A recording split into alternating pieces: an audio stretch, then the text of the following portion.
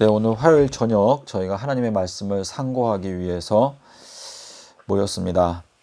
자, 우리 오늘 저녁에는 은사에 대해서 좀 말씀을 드리면서 주님께서 우리에게 주고자 하시는 가장 좋은 은사가 무엇인지 생각해 보는 시간을 갖겠습니다. 우리 고린도전서 12장에 보면 은사에 대한 말씀이 나오는데, 고린도전서 12장 31절에 있는 말씀을 보면 여기에 사도 바울이 우리에게 놀라운 말씀을 해주시고 있는데, 고린도전서 12장 31절에 이 12장에서는 이제 은사에 대해서 말하면서 우리가 예수 그리스도의 몸된 각 지체로서 각 사람마다 특별한 은사가 있다. 자, 은사는 무슨 뜻이에요? 은사. 다른 말로 말하면 선물이죠. 그렇죠? 예. 하나님께서 우리에게 그냥 거저 주시는, 은혜로 주시는 선물인데, 31절에 이렇게 말했어요. 너희들은 더욱 큰 은사를 사모하라 라고 말했죠. 자, 그러면서 12장 31절에 여기 보시면 너희는 더욱 큰 은사를 사모하라. 내가 또한 뭐라 그랬어요? 가장 좋은 길을 너희에게 보여주겠다라고 말했습니다. 자, 그래서 우리가 고린도전서 12장 31절에 자, 더 좋은 은사. 우리 원어에 보면 이렇게 되어 있어요. 더 큰 은사. 더 큰 은사를 마음 가운데 사모하고. 더 큰 은사. 그랬어요? 예, 더욱 큰 은사를 사모하고, 그리고 뭐라 그랬죠? 가장 좋은 무엇? 길을 예, 가장 좋은 길을 너희에게 어떻게 하겠다? 보여주겠다. 이거 사도 바울이 한 말 아니에요? 그렇죠. 보여주리라. 예. 자, 이렇게 말했는데, 고린도전서 13장은 우리가 다 아는 대로 사랑장이죠. 그렇죠? 사랑에 대해서 말을 하는데, 이 사랑장에서 우리가 발견하게 되는 단어는 뭐냐면, 고린도전서 13장에 가니까 여기 10절과 그리고 12절에 가니까 여기에 무슨 단어가 나오죠? 완전. 그렇죠? 완전에 대해서 나와요. 완전한 것이 올 때에는 어떻게 될 것이다? 우리가 얼굴을 대하여 본다. 이렇게 말했는데, 자, 고린도전서 12장 31절에서 더 큰 은사를 사모하라 라고 하는 이 말씀과 짝이 되는 성경 구절은 고린도전서 14장 5절이에요. 자, 14장 1절, 5절, 1절, 3절, 5절, 39절에 여기에 뭘 강조하고 있냐면, 나는 너희가 방언을 말하는 것도 좋지만 나는 너희가 특별히 예언하기를 원한다 라고 말하면서, 여기 5절에 가면 이렇게 말하고 있어요. 5절에서는 예언의 은사는 방언의 은사보다 여기 뭐라고 말했죠? 더 큰 은사이다 라고 하는 말을 사도 바울이 하고 있어요. 자, 그래서 예언이라고 하는 것은 누구의 덕을 끼친다고 그랬어요? 성도들의 덕을 끼친다. 내가 만약에 방언을 하게 되면 그거는 나의 덕을 세우는 것인데, 예언을 하게 되면 그 주변에 있는 성도들에게 덕을 끼치는 것이다 라고 말씀을 하시고 있는데, 여기 5절에서 예언의 은사는 방언의 은사보다 더 큰 은사다 라고 말씀을 하셨습니다. 그래서 여기 31절에서 말하는 이 더 큰 은사의 하나가 무슨 은사라는 거예요?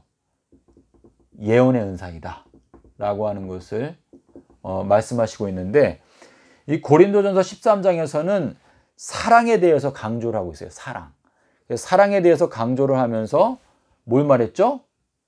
완전한 것이 올 때에는 우리가 얼굴과 얼굴을 대하여 본다 이렇게 말했는데, 자, 지금 여기 가장 좋은 길을 보여준다라고 하는 이 단어가 있죠? 보여준다.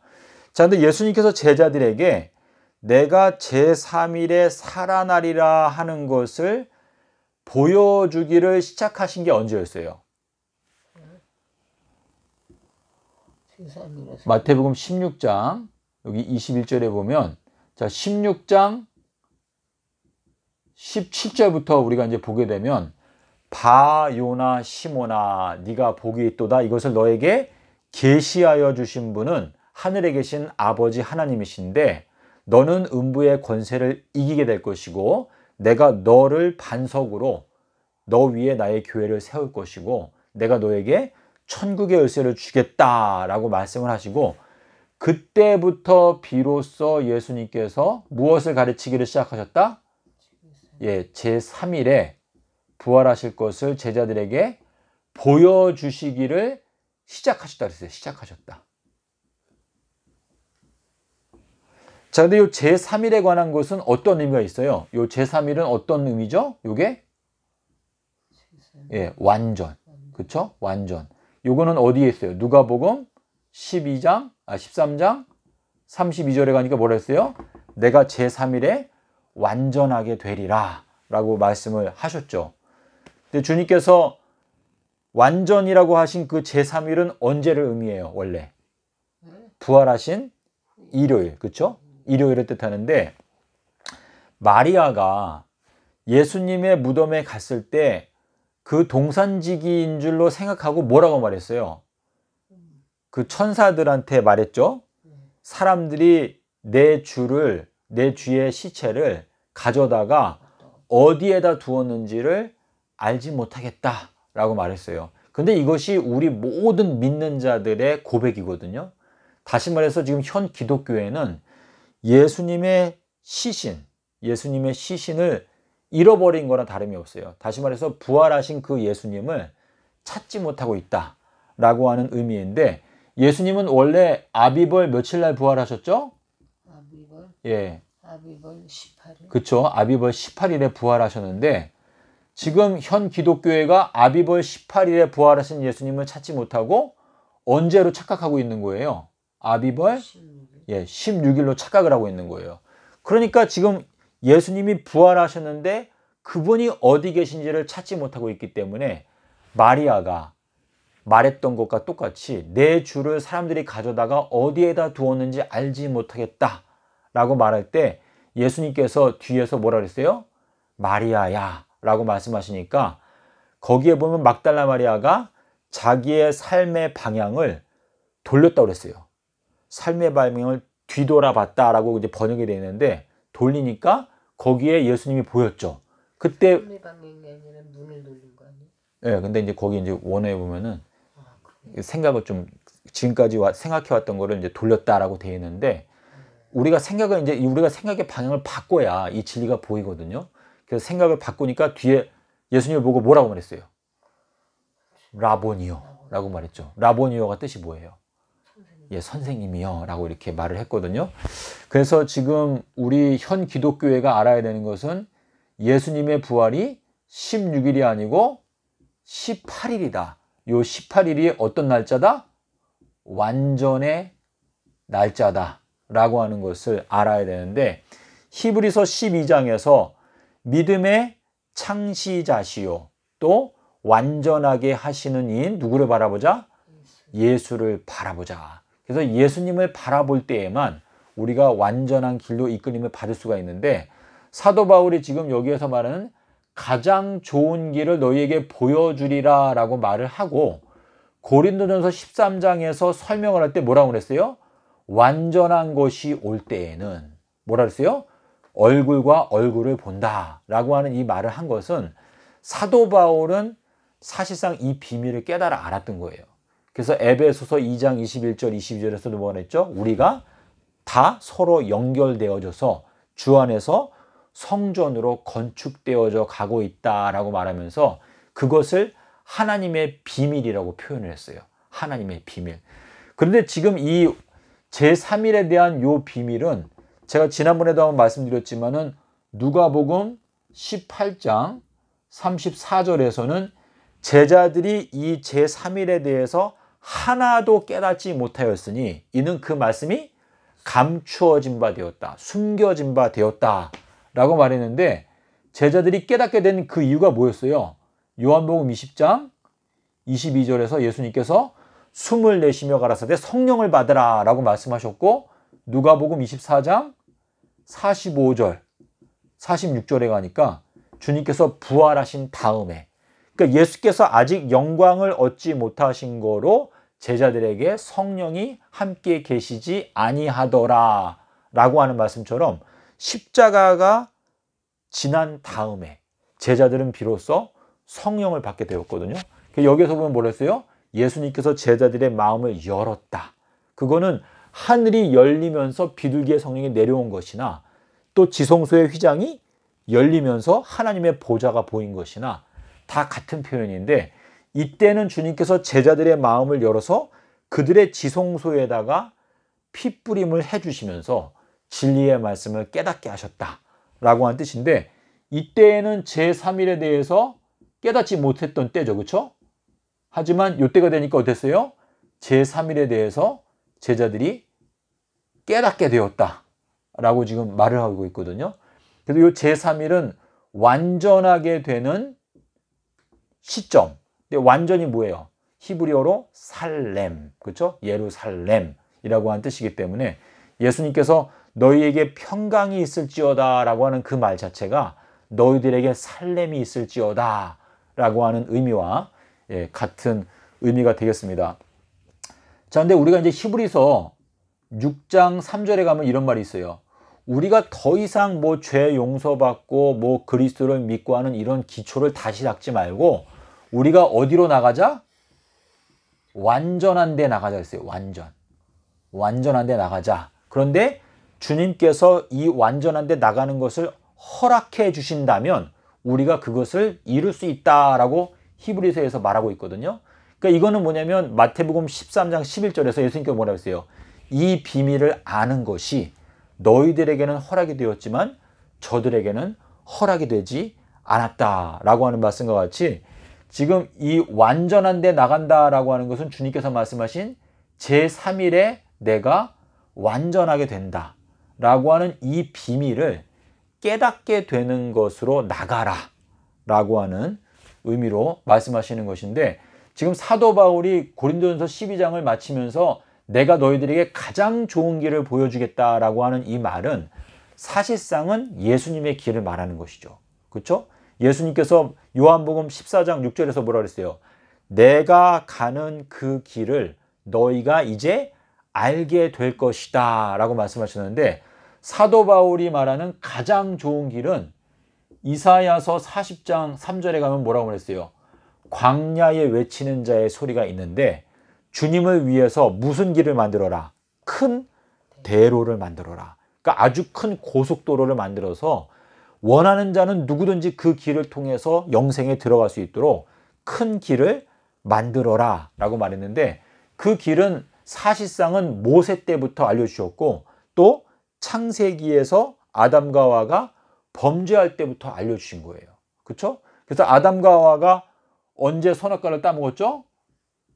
수요일날 선악과를 따먹고, 그리고 목금토를 기다리고 일요일이 되었을 때 어떻게 됐어요? 가죽옷을 입었어요. 가죽옷. 근데 이 가죽옷은 히브리서 9장 11절에서는 뭐라고 말하고 있냐면 완전한 장막이다 라고 말하고 있는데, 이 완전한 장막은 계시록 21장에 가니까 뭐라고 그랬죠? 하나님의 장막이 사람들과 함께 있음에 라고 말씀하시고 있잖아요. 그래서 아담과 하와가 죄를 범하게 되었을 때 그들은 당장 죽을 목숨이었잖아요. 그래서 공포 가운데 두려움 가운데서 하나님의 심판을 기다리고 있을 때 어떻게 된 거예요? 창세전부터 미리 예비되어 있었던 구속의 계획이 발동되면서 아담과 하와에게 양을 주셨어요. 그래서 그때 아담과 하와는 구원을 받고, 그리고 3일을 기다린 다음에 가죽옷을 입었지 않습니까? 근데 이것을 아담과 하와에게 생명나무로 가는 길을 아담과 하와에게 보여주었는데, 그 길을 동쪽에 있는 그룹 천사들이 어떻게 했어요? 이제 생명나무로 나가는 길을 지키게 하셨다라고 말하고 있잖아요. 그래서 이 동쪽에서 생명나무로 가는 길을 지키고 있는 이 그룹 천사들이 이 마지막 때에는 전 세계적으로 봤을 때 이 동쪽, 예수님의 십자가를 중심으로 했을 때 동쪽 지방의 동쪽에 사는 나라 사람들이 이 그룹 천사들로 선택을 받고 생명나무로 가는 길을 발견하게 되고, 그리고 이제 그 빛이 서쪽까지 비추게 되면서 예수님의 재림이 이제 완성이 된다 라고 이해를 하시면은 그게 성경적이라고 생각이 들어요. 그래서 주님께서 재림을 설명하실 때 번개는 어디에서 나오는 거예요? 원래 하나님의 보좌에서 흘러나오는 것인데 주님께서는 그 번개빛이 등불에서 흘러나온다라고 누가복음 11장 36절에서 말씀하셨는데, 이 누가복음 11장 36절에서 말하는 등불에서 번개빛이 흘러나온다라고 하는 이 말씀은 이제 계시록 10장에 가면은 하늘에서 천사가 내려오는데 손에 펴놓은 책을 갖고 있고 머리에 뭐가 있다 그랬죠? 무지개가 있다라고 하는 그 말씀은 주님께서 그 등불 위에 좌정하셔가지고 오신다라고 하는 의미인데, 스가랴서 9장 9절에서는 나귀에게 앉아서 오신다라고 이제 그렇게 기록을 하시고 있거든요. 그런데 이 지금 예수님의 지혜가 고린도전서 2장 8절에 가면 이렇게 말했어요. 이 지혜는 감추어져 있었던 지혜인데 이 지혜는 이 세상에 있는 목사들이 한 사람도 알지 못하였고 라고 하는 말씀이 있어요. 그래서 이 고린도전서에서 사도 바울이 말하고 있는 이 지혜가 사실상은 요나의 표적을 말씀하시고 있는 건데, 고린도전서 2장에 보면 오직 비밀한 가운데 있는 하나님의 지혜를 말하는 것이니 곧 감추었던 것인데 하나님이 우리의 영광을 위하사 만세전에 미리 정하신 것이라. 이 지혜는 이 세대의 목사들이 또는 관원, 근데 관원이 이게 목사거든요. 누가복음 8장 41절에 가면 회당장, 그러니까 당회장 목사를 말해요. 그래서 이 세대의 관원이 하나도 알지 못하였나니 만약에 알았더라면 영광의 주를 십자가에 못 박지 아니하였으리라. 자, 영광의 주를 십자가에 못 박는다라고 하는 표현과, 자, 우리 여기 히브리서 6장 6절에 가면은요, 예수님을 2번 못 박는 이야기가 나와요. 2번 못 박는 거. 그게 이거는 뭐냐면 지금 이 세상에 있는 기독교단에 있는 수많은 목회자들이 있지만 그 목회자들이 하나도 이 지혜를 알지 못해요. 여기에 말씀하신 대로 감추어져 있다라고 말씀하시고 있는데, 이 감추어진 것은 여기에서 말한 대로 제3일에 대해서 이 말씀이 제자들에게 감추어져 있었기 때문에 제자들이 그 말씀을 하나도 깨닫지 못하였다. 그런데 제자들이 어떻게 깨닫게 되었어요? 성령을 받게 되면서. 그러니까 성령은 어떻게 해야지 받을 수 있다고 그랬어요? 우리가 죄를 회개하고 침례를 받고 물에서 올라와서 어떻게 할 때?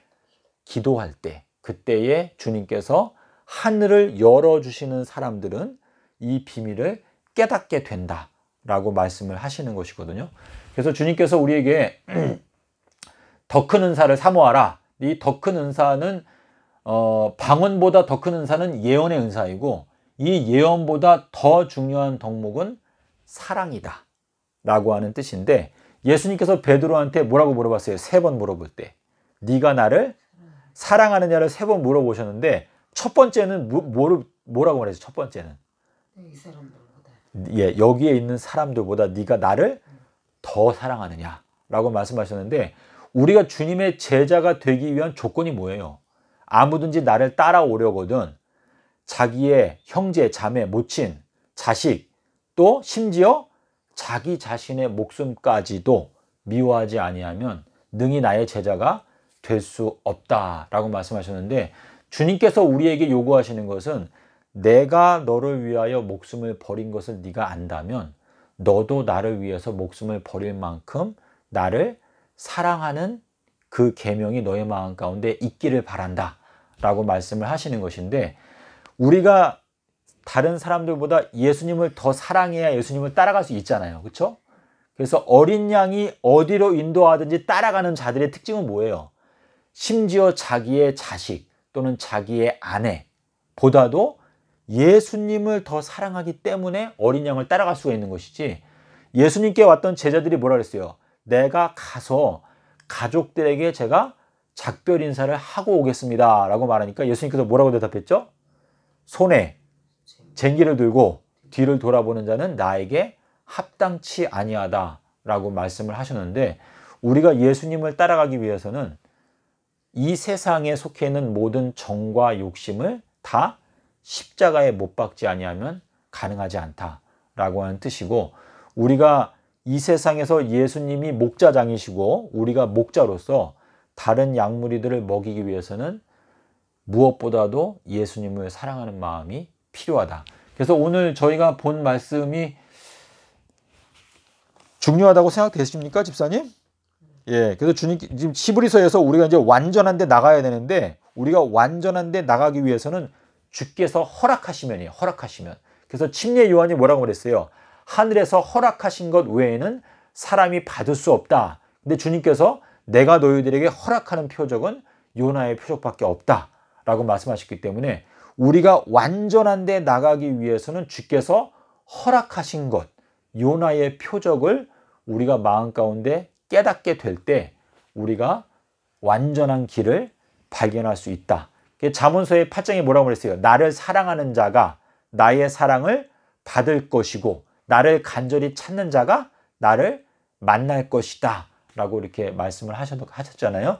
우리가 주님을 사랑하는 그러한 마음이 있을 때 저희들은 더 큰 은사, 예언의 은사를 받을 수가 있고, 또 예수께서 가장 강조하신 사랑을 마음 가운데 우리가 배우게 되고, 그리고 주님께서 우리에게 말씀하시는 가장 좋은 길, 삼낮 삼밤 땅속에서 그 길을 우리가 깨닫고 발견할 수가 있다라고 하는 의미가 되겠습니다. 예, 그래서 마태복음 16장 21절에서 바요나 시모나라고 말씀을 하신 다음에 제3일에 대해서 가르치기를, 보여주기를 시작하셨다 그랬죠. 그렇죠?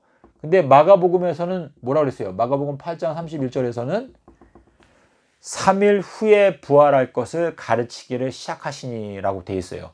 이 두 가지 이해가 되시죠? 집사님은 많이 들었으니까 이해가 되시죠? 예, 그래서 주님께서 우리에게 말씀하시는 이 주님이 걸어가시는 길을 우리 모든 기독교인들이 다 깨닫기를 바라는 마음인데, 주님께서 걸어가신 길을 우리가 알지 못하면 주님을 따라갈 수가 없는 거예요. 예. 그래서 오늘은 요 정도까지 하고 마칠까 생각을 하고 있는데요. 한 가지 더 말씀을 드리면, 계시록에 가면은 이제 우리가 왕노릇한다라는 말씀이 있어요. 왕노릇. 자, 근데 왕노릇하는 그 특권을 받으려면 무엇이 필요하냐면 의가 필요해요. 의. 그래서 로마서 5장 21절에는 이렇게 말했어요. 우리가 의로 말미암아 다스리는 권세를 받게 된다. 이렇게 되어 있어요. 그래서 예수님은 무슨 왕이시죠? 의의 왕 또는 평강의 왕. 근데 멜기세덱도 뭐라고 말했어요? 멜기세덱도 히브리서 7장 1절부터 4절에 보면 그는 살렘 왕이요, 의의 왕이요, 평강의 왕이다 라고 되어 있는데, 이게 예수님을 나타내는 표현이잖아요. 근데 예수님은 의의 왕이신데, 예수님께서 우리에게 이 의로운 지혜로 주신 것이 뭐냐면 요나의 표적이에요. 그래서 나는 솔로몬보다 더 큰 자다, 나는 요나보다 더 큰 자다 라고 하는 그 말씀이 사두개인들과 바리새인들의 의보다 너희들의 의가 더 크지 못하면, 이렇게 말씀하셨는데, 마태복음 6장 33절에서 뭐라고 말했어요? 너희들은 먼저는 뭐예요? 가장 최우선으로 두 가지가 뭐죠? 하나님의 나라와 그의 의를 구하라. 근데 나라라고 하는 것은 3030년에 오는 새 예루살렘을 말하는 것이고, 그리고 의라고 하는 것은 주님께서 우리에게 주시는 의로운 지혜, 그것이 바로 삼낮 삼밤 땅속에서, 그래서 그 두 가지를 구하게 되면 그 외의 모든 것들을 다 더하신다라고 하는 그 말씀은, 사람이 온 천하를 얻게 된다 하더라도 자기의 목숨을 잃어버리면, 그러니까 이 말씀은 무엇과 같냐면, 사람이 온 천하를 얻는다 할지라도 생명나무와 같은 지혜를 만약에 깨닫지 못한다면 무슨 유익이 있겠느냐라고 하는 말씀과 같은 것인데, 마가복음 8장에 보면은요, 마가복음 8장 36절부터 보게 되면 예수님께서 여기에서 이렇게 말했어요. 사람이 온 천하를 얻고도 자기 목숨을 잃어버리면 무슨 유익이 있겠느냐 라고 말씀하시고 바로 뭐라고 말했죠?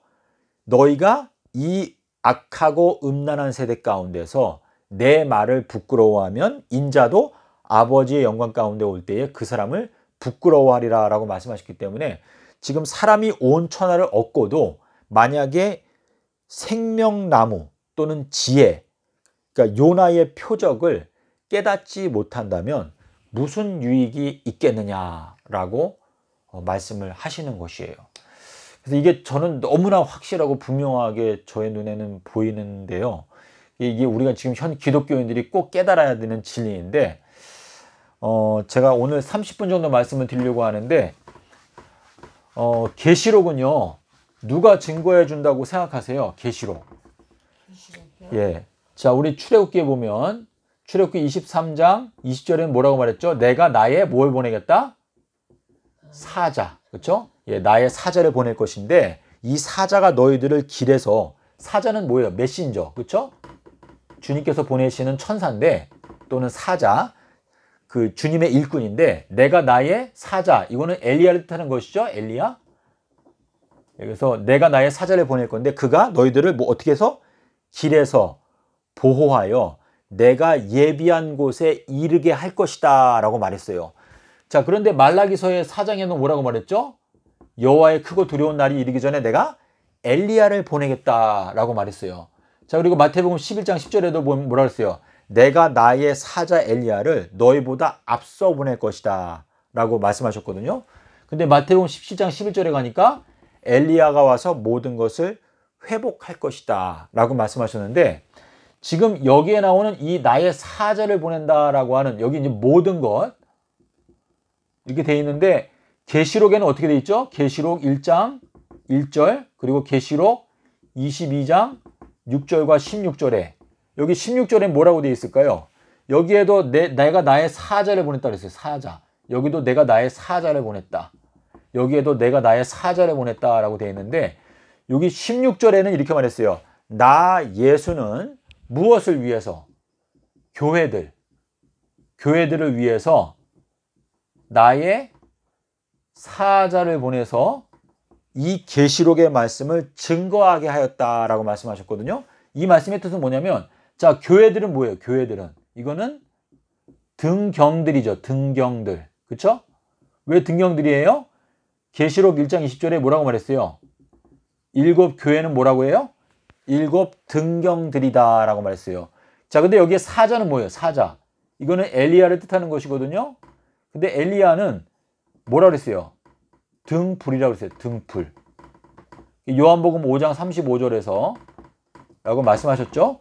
그래서 지금 여기 말씀하시는 게 뭐냐면, 나는 교회들을 위해서, 다시 말해서 등경들을 위해서 나의 등불 사자 엘리야를 보내서 이 계시록의 말씀을 너희에게 증거해 주게 하였다라고 말씀하시고 있는데, 마태복음 5장에 가니까 뭐라고 말했어요? 15절에 너희가 등불을 켜서 어떻게 하라? 등경 위에 두어라 했어요. 등경 위에 두어라. 자, 근데 등불을 켜서 등경 위에 두면은 나타나는 결과가 뭐라고 그랬어요? 마가복음 4장 21절에서 22절에서 뭐라고 말했죠? 등불을 켜서 등경 위에 두면 감추어져 있던 것들이 어떻게 된다? 계시된다. 또는 드러난다. 이렇게 말씀하셨거든요. 그러니까 우리들은 예수님께서 등불이라고 딱 정확하게 말씀하신 사람이 누구였어요? 침례 요한이었죠. 그렇죠? 침례 요한은 켜서 비치는 등불이다. 그는 선지자보다도 나은 자다 라고 말씀하셨는데, 이 침례 요한이 우리에게 전파해 주었던 이 등불 기별을 우리가 7 교회들이 다 깨닫고 높이 들게 되면 어떻게 되는 거예요? 감춰져 있었던 비밀들이 다 겉으로 드러나고 계시된다라고 하는 뜻인데, 이 계시록 말씀 전체에 대해서 주님께서 말씀하시는 건 뭐냐면, 내가 이 마지막 때에 엘리야를 보내서 이 7 교회들이 밝히 비출 수 있는 그 등불 기별을 전해줄 것이다 라고 하는 말씀으로서, 사실상 이 계시록 1장 1절에는 무슨 말씀이 있냐면, 여기에 징조라고 하는 단어가 들어있어요. 징조. 징조라는 게 뭐냐면, 하나님께서 요한에게 엘리야를 보내셔서 그 징조를 보여주었다라고 하는 말씀으로 계시록 1장 1절이 시작해요. 그래서 이 계시록의 말씀을 증거하는 것은 주님께서 그의 사자, 등불 사자 엘리야를 보내서 7 교회들에게 그 등불 기별을 증거하게 하였다라고 하는 말씀이 계시록이 끝날 때 나타나고 있는데, 계시록 말씀 전체를 시작하는 요 앞부분에 요 징조라고 하는 요 단어를 생각하게 되면 요나의 징조, 이것이 중요한 것인데, 자, 우리 계시록에는 징조라는 단어가 몇 번 나올까요? 계시록에는 12장 1절에 가면 뭐가 나오죠? 하늘에 징조가 보이니 여자가 남자아이를 낳으려고 애쓰더라 라고 돼 있죠. 그러니까 주님께서 하늘에서부터 내려오는 징조는 뭐밖에 없다고 그랬어요? 요나의 징조밖에 없다고 말했기 때문에 계시록 12장 1절에서 여자가 남자아이를 낳으려고 애쓰는 그 모습은 요나의 징조를 깨닫게 되는 교회가 낳으려고 하는 남자아이다 라고 하는 뜻인데, 3절에 가니까 뭐라고 그랬어요? 하늘에 또 다른 징조가 보이니 용이 그 남자아이를 삼키려고 하더라 라고 말하거든요. 그거 뭐냐면 이 남자아이는 요나의 징조를 깨달은 남자인데, 사단이 그 남자아이를 삼키려고 할 때 그 남자아이가 하나님의 보좌로 올라가니까 이 사단이 어떻게 했어요? 그 남자아이를 낳은 그 여자를 핍박하니까 그 여자가 광야로 도망가서 며칠 동안 1260일 동안 양육을 받는다 라고 되어 있죠. 자, 그리고 나서 또 한 번은 어디냐면 계시록 16장에 가면 15장 1절에 가면 여기 뭐라고 그랬죠? 하늘에 또 다른 징조가 보이니 7 재앙을 가진 7 천사가 있더라 이렇게 돼 있어요. 그래서 이 7 재앙도 결국은 뭐예요? 요나의 징조를 거절한 자들을 형벌하는 그 재앙이 7 재앙이다 라고 하는 뜻인데, 7 재앙 중에 첫 번째 재앙이 뭘까요? 집사님, 첫 번째 재앙은 그 짐승의 표를 받은 자들의 이 살에 뭐가 나요? 악하고 독한 헌대. 그래서 여기 악하고라고 돼 있죠. 악하고 독한 헌대라고 돼 있어요. 헌대. 자, 근데 이 악하고라고 하는 단어가 어디에 나와요? 요나의 표적에 나오죠. 그렇죠? 요나의 표적이 뭐랬어요?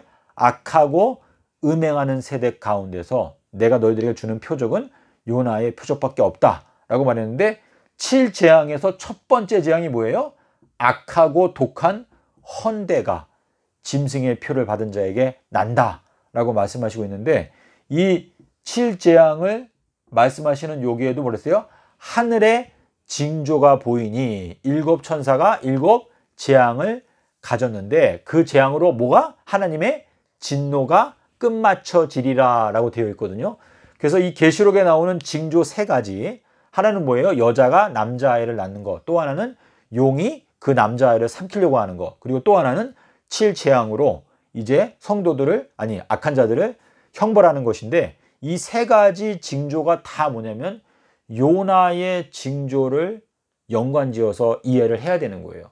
그래서 결국은 이 계시록의 말씀은 말씀하신 대로 예수님께서 뭐라고 그랬죠? 너희가 외식을 피하라. 그러면 어떻게 된다? 감춰져 있던 것들이 다 계시된다. 누가복음 12장 1절과 2절에 그렇게 되어 있고, 외식하는 자들아 너희들은 어찌하여 요나의 징조를 깨닫지 못하느냐. 이게 누가복음 12장 56절에 말씀하셨거든요. 그래서 우리가 매일같이 요나의 징조에 대해서 강조하고 있는데, 이것이 이 세상을 심판하시는 하나님의 마지막 심판의 잣대이기 때문에 저희가 이 요나의 징조를 깨닫지 못하면 결국은 다른 길로 갈 수가 없다는 의미가 되겠습니다. 네, 오늘은 여기까지 마치려고 하는데 집사님 뭐 하실 말씀 없으시죠? 예, 오늘은 여기까지 하고 마치도록 하겠습니다. 감사합니다.